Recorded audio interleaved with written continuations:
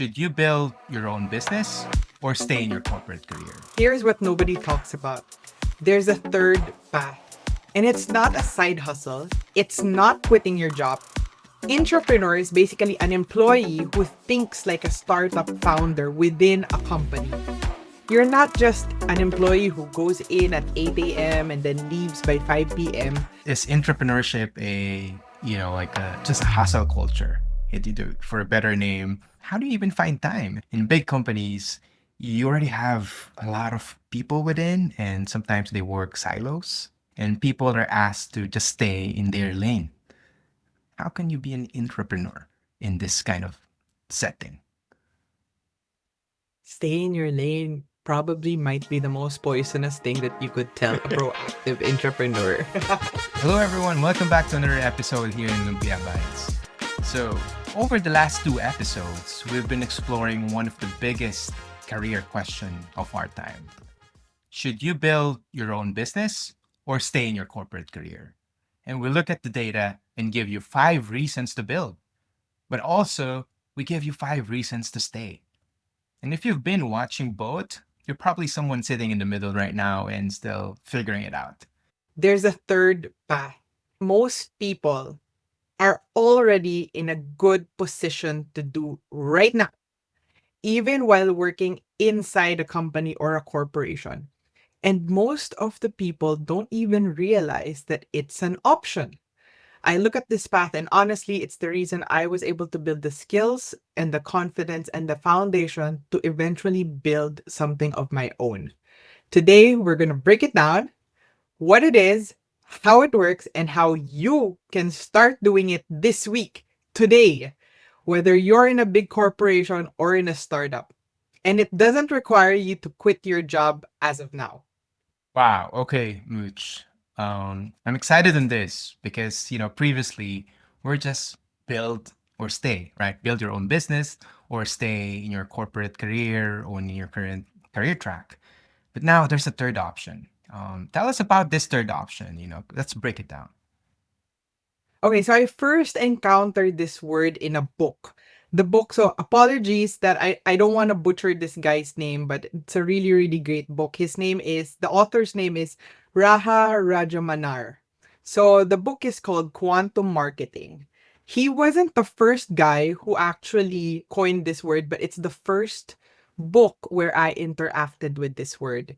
And the concept is called an intrapreneur. An intrapreneur is basically an employee who thinks like a startup founder within a company. This means that you're not just an employee who goes in at 8 a.m. and then leaves by 5 p.m. You're not just there to do the tasks and do the work.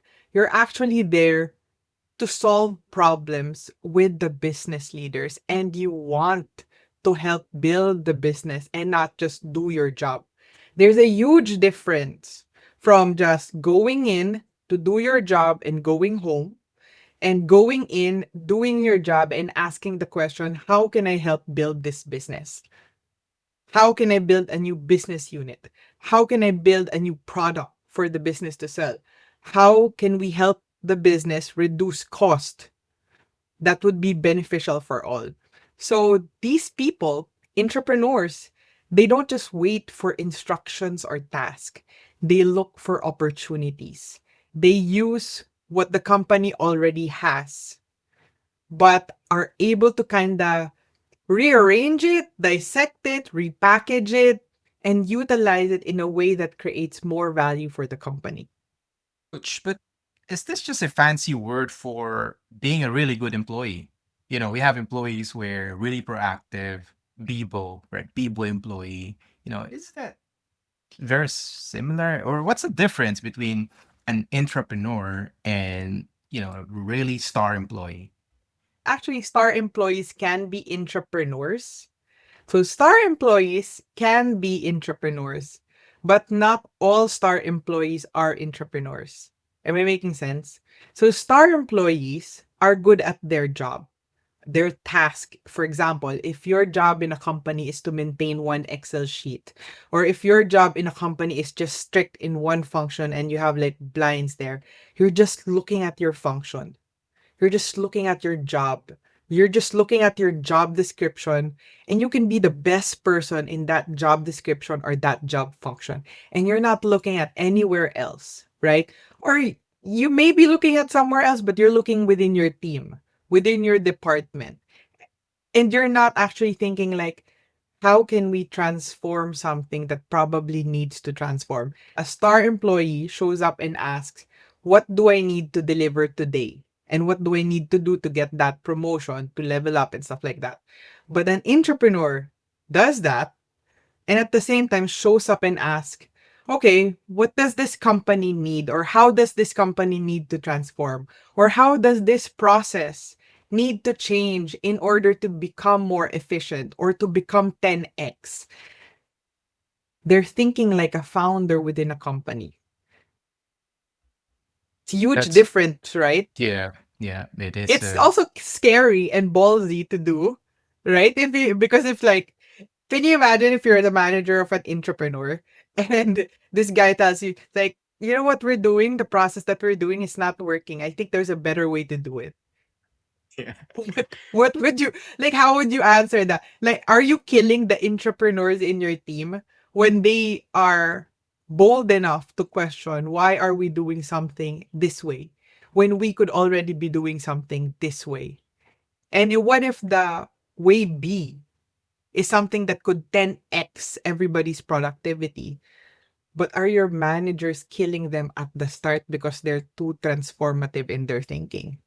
And Huge also, difference, right, Fush? also in terms of the, like I'm sure that some people like watching this, right? They're probably already an entrepreneur. They probably have been doing this already, right? What's the signal, Much? I mean, how will they know if they're already doing this in their company, right? So what's indicator? Can you give us some example? These would be people that are always saying, hey, you can do it this way. Or maybe we could try this way. Or maybe we could do this. Or iterate more, improve more. Or here's feedback. Let's improve this. They're not just the run of the mill employee that are, going to work, getting their job done, and having that kind of that layer of separation. Like, okay, that's not my job function. That's way above my pay grade. I don't want to think about that. These are employees that have high proactiveness and high vision for what they think their job function can improve. And actually, I think that's their I honestly think that's the biggest opportunity right now for employees who really want to move up the game. But let's talk practically. All right, let's go one level down. How do you even find time? These are basically taking initiatives, being proactive, and these are additional time. How do you even find time? And how do you really do this? Well, I think you and I both know this that when we were in corporate, we were lucky enough to be part of a multinational corporation that allowed us to have different initiatives, that allowed us to not just contribute to our team or our job function, but to the entire organization. And I think it's that initiative time. If you're able to give your employees at least 20% back their time to work on things outside their job functions, to interact with people outside their teams, outside their core function, their core task, then these would be the opportunities where you could invest in intrapreneurial activities. Meaning, what do I mean? Like, I got this from Google. They have this concept called 20% time. And with 20% time, they're actually allowed to. So, anyone with Google, feel free to correct me. But from what I've heard, they have 20% time. 20% time is that time where you are allowed to work on anything else. And in our experience in a corporation, we kind of had that time as well, meaning we were allowed to explore different clubs, different things that were adding value to the company, like training people, like creating events, like all these value adding stuff. In a corporation, it might be harder to do because of the strict walls within departments. But certainly, there are things that leaders could do to have these departments interact with each other. In a startup, it's totally different. because a good friend of mine when I was 20 told me the most powerful thing that I ever learned in in a startup. In a startup you can be anything. In a startup, your job is to define your job function. Meaning you could be hired for a startup as a project manager. But if you want to jump to product, that's totally possible. Just with my own career journey, when I was working in a startup, I wasn't originally in business development or in marketing, but I told them that I'm going to do my job function, but I'm going to also build the business unit on digital channels. And I did that on top of my work. So these are just small things that in my head, it was this is my job function. This is what I was hired to do, and I must do this because this is my responsibility. But at the same time, this is where I want to grow. So that to me was an entrepreneur activity, meaning this is where I want to grow. This is what it's going to do for the business. And this is what I wanna in my case, I didn't get 20% time less than the 8 hours. I actually dedicated more time outside of my work hours to contribute entrepreneurial activities to the company. Looks like there's some leadership element in this one, right? Because this is something that the leader should also set within the organization. So you mentioned about the difference between a corporation and a startup. In the US, we know that personal space is very important, right? And in big companies, you already have a lot of people within, and sometimes they work silos, right? And people are asked to just stay in their lane. So, how can you be an entrepreneur in this kind of setting? Stay in your lane probably might be the most poisonous thing that you could tell a proactive entrepreneur. No, but we're talking about it that this is spicy because I think any company who wants more proactiveness from their employees might be killing their entrepreneurs if they say just stay in your lane, right? Because that's disempowerment. Like that is the opposite of empowerment, right? So I think from that question, and I'm not sure if I'm answering your question directly, but I think it's a leadership, also like there's a leadership aspect there. If you're currently an employee who wants to be an entrepreneur and you feel that your leadership doesn't allow you to be, then that's a different problem. If you are a leader right now, something to ask yourself and your managers and your team lead, are you choking off or walling out or stonewalling your entrepreneurs and you're not letting people actually shine and you're just telling people stay in your lane, do your job function, and let me let me handle that, right? Yeah. I figure because especially in this kind of in this AI era where job security, right, is being shaken up, a lot of people are worried about their jobs. And if you see someone who is trying to improve like a process where it's in my lane, you know what I mean? Like what if, this person might shine and then you'll get, well, what's gonna happen to you? I think a lot of people are thinking about that could be a roadblock, especially for big corporations because of that stay in your lane thing or the space that they need because they're just siloed, right? To big corporations. Yeah, exactly. I mean, silos are the worst thing for transformation. If you want to keep things the way they are, having silos is more stable. But it's that exact stability that causes, because a transformation is not a stable thing, right? It's a volatile organic compound.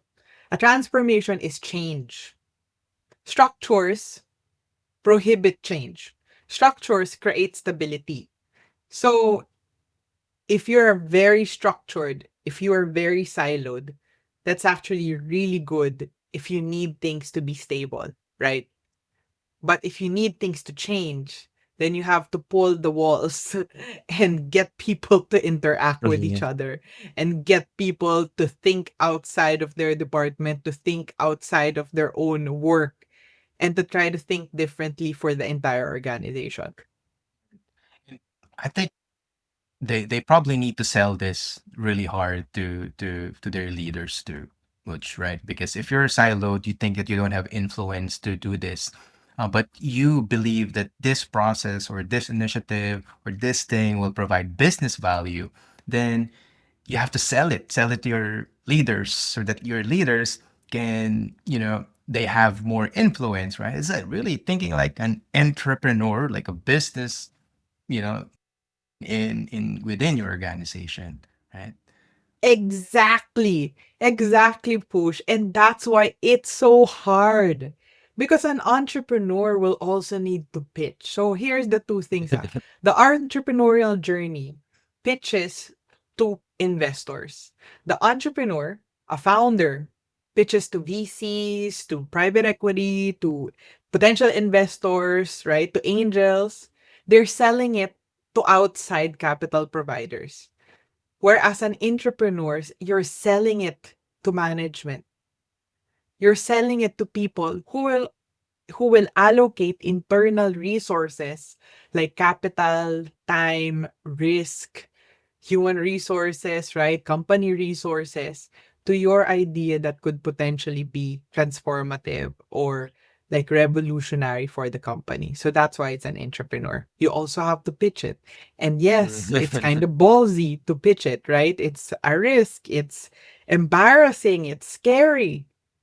Exact same feelings when you're pitching to a potential investor, which is why it's like if you are currently an employee, having the the what do you call that, that confidence, that risk taking, that bravery, that courageousness to pitch an idea, that's Right. entrepreneurship. Yeah.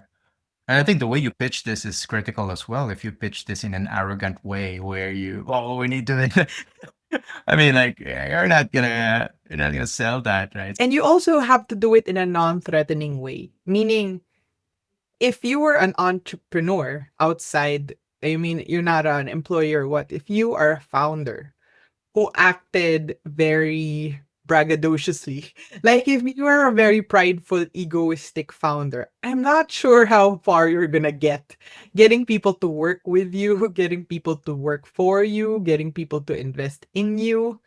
I'm not sure how far you'll get because you can't be threatening, right? You have to be Right. exciting, but you can't be threatening. How about in a startup setting? You kind of mentioned this earlier, but I guess, in a startup, you don't have this 20% time because in a startup, you're already doing a role of a three-person's job, right? You're already wearing multiple hats in a startup. And how can you get this time? Though there's no silo, but the problem there is time, right? How do you manage this? Oh my god, I might not be the perfect person to answer this question because it's an all-consuming, all again, as we talked about during the last podcast, having your own business is really all-consuming, meaning it's really hard to put a division between your work in the business and your work outside of the business. But I would say that for those insane people who this is their this is what they love to do, or this is like a company that they really love, I usually allocate my Saturdays or my downtimes in trying to think of, okay, this is the operations of the business that needs to be stable. And Friday and Saturday might be the time that I allocate for thinking about, okay, what are we doing that's causing the roadblocks? Or what could be the potential roadblocks that are slowing down growth for the company? So those are like allocate a day in the week or a day in the month to think about those things. But that's the thing, Much, right? You're doing it on top of your work. You're even spending like a weekend, let's say. But is entrepreneurship a, like just a hustle culture, basically? It either for a better name, right? Is this to say, It doesn't need to be a hustle culture. If you're doing too much work that doesn't also, I mean, entrepreneurship is a very creative endeavor. Creativity requires space and time to think. If you don't have time to think and you're constantly like up drowning in work, I don't think you can be an entrepreneur. I think if you find ways to do your work efficiently, to get things done, more things done at the same amount of time or less amount of time, meaning if you're up here with work, then there might be an issue, right? Maybe there's something that you need to automate, maybe you need to hire, maybe these are other organizational problems that are keeping you from being proactive. You have to fix that first.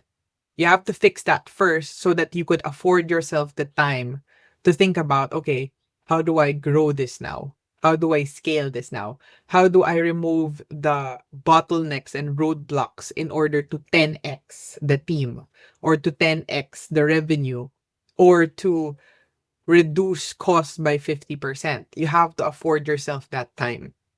Am I making sense? Yeah, I'm just trying to imagine, let's say if you're in a startup organization and you're really bombarded by work, right? In a startup, it depends on the phase of the startup. If you're scaling, you already have the product. Now you're implementing it, deploying it on top of all those customer issues that you're handling. And especially in today, younger professionals today, we know that they're actively pushing back on burnout, right? And if We cut burnout. right? So, if we're saying we talk about like the 20% earlier, now if you're going to work like 120% because your company doesn't offer that extra 20%, now you're going to work like 120% to be an entrepreneur. I'm just thinking, where's the line between investing in yourself and being an entrepreneur and also letting a company take advantage of you, right? Oh my God. I think that's the difference between like thinking in hours versus thinking in systems. I'm going to be really honest right now that probably 50% of knowledge work can be more efficient if you integrate AI workflows and agents into the process. For example, we've been able to reduce at least 8 hours a week of employee time creating reports and processing data with workflows. So, so I would say that I don't want to promote hustle culture. Like entrepreneurship is not marketing hustle culture, but it's a lot of work right now also is like very inefficient. So finding ways to make your work efficient might be something, right? Like if you don't have time, if you constantly don't have time, you have to create a system where you have the time and you can allocate that time to something that is more value creating. So I think that's a good point you mentioned about cutting down inefficiencies, not just on the business, but also on what you're doing right now within your work, within your day to day. And, if I look at it, I feel like you're talking about working, working smart, not just working hard. Because, when you're working hard, you're just focused on, oh, get this done, done, done, done, right? And then it's going to pile up. But if you're working smart, then you want to look at inefficiencies within what you're doing, right? Or it could Yeah. be automation, like what you said, AI automation. So it's working smart, not just hard. I don't want to say work smart, not hard, because you still need the hard work. But I guess so. It looks like entrepreneurship is um if you don't have an opportunity right away to do this because you don't have that 20% from the company, then look at your current work and see if there's inefficiencies in there that you can improve, and then from there you can start thinking about the additional business value that you can offer Yeah. to your team, to your business. So, really good one. Exactly. And by the way, like if you are the type of person who loves these types of things, like being an entrepreneur in your company, whether you get rewarded for it or not, it's a highly, highly valuable skill that other employers would love to get you for, right? So if your company is like starving you off or like stonewalling you on these types of opportunities or just rejecting flat out all of your ideas, I would still suggest like do them, right? Do them, see if it creates an impact. If you get rewarded for it this year, then great. If you don't get rewarded for it, if you get ignored for it, then it might be a sign that that is not a very progressive company. Maybe ask yourself if you want to be part of that company, and know that a lot of startups, a lot of companies would actually want that right now. If not, that is a very in demand and high demand skill. So let's make this really concrete, Mooch. Let's go another level down, right? Let's do a persona based. Let's say they're data engineer, reports, tickets, or deliverables on this specific reports. How can they be an intrapreneur on their day to day? That's a good question. Like, I'm just trying to imagine Like, how an entrepreneur for a data engineer would look like. like concrete examples as well, right? So they can appreciate what's being an entrepreneurship within a data engineering role or a software engineer role, let's say.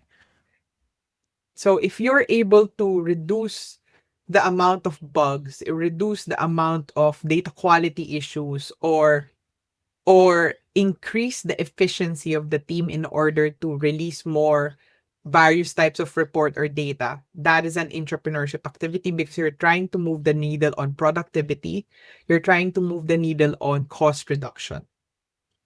The second idea is there a product that you could sell to your clients, to the people that you serve that they might not be seeing?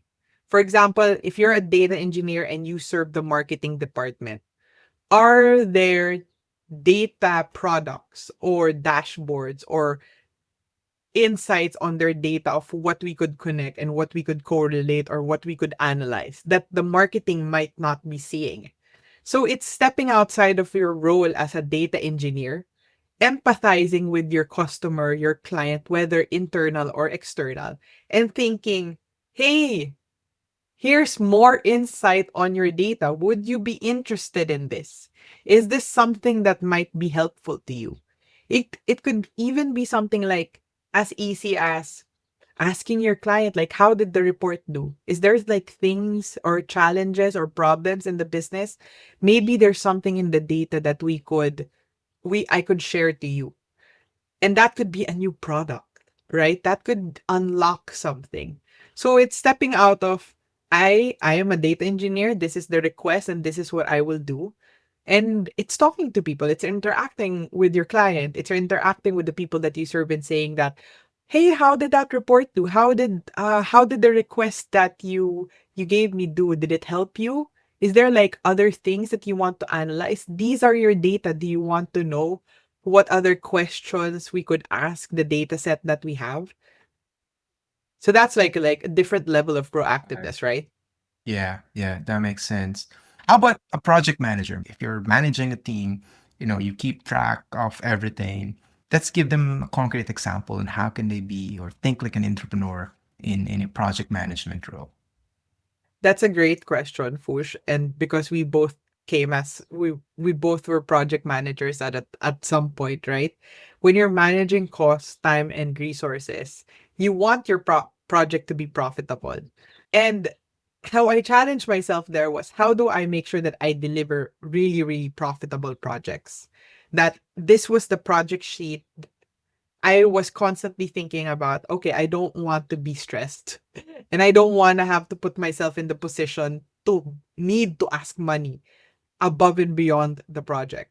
So I was thinking, okay, how do I make this more efficient so that I have space in the margin to deliver with less cost? Meaning they were profitable, the client was happy, and it had high CSATs.